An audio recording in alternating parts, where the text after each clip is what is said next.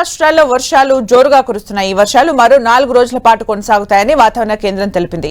బంగాళాఖాతంలో ఏర్పడిన అల్పపీడనం ప్రభావంతో తెలంగాణలో భారీ వర్షాలు కురిసే అవకాశం ఉందని హైదరాబాద్ వాతావరణ కేంద్రం తెలిపింది. ఈ నేపథ్యంలో అధికారులు అలర్ట్ అయ్యారు. భారీ వర్షాలు కురుస్తున్న జిల్లాల్లో కంట్రోల్ రూమ్లను ఏర్పాటు చేసి పరిస్థితుల్ని ఎప్పటికప్పుడు అంచనా వేస్తున్నారు. ఇప్పటికే భారీ వర్షాలు కురిసే అవకాశం ఉన్న జిల్లాలకు ఎల్లో, ఆరెంజ్ అలర్ట్ హెచ్చరికల్ని జారీ చేశారు.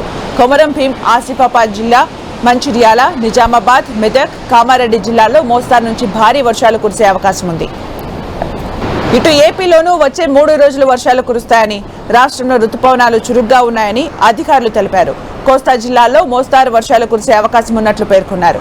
ఏలూరు, అల్లూరి, మన్యం జిల్లాల్లో భారీ వర్షాలు కురిసే అవకాశాలు ఉన్నాయి. కాకినాడ, కోనసీమ, ఉభయ గోదావరి, కృష్ణా, ఎన్టీఆర్, గుంటూరు, బాపట్ల, పల్నాడు, ప్రకాశం, నంద్యాల, కర్నూలు జిల్లాల్లో తేలికపాటి వానలు పడే ఛాన్స్ ఉంది. ఉత్తర కోస్తాలో తీరం వెంబడి బలమైన ఈదురుగాలులు వీచే అవకాశాలు ఉన్నాయి.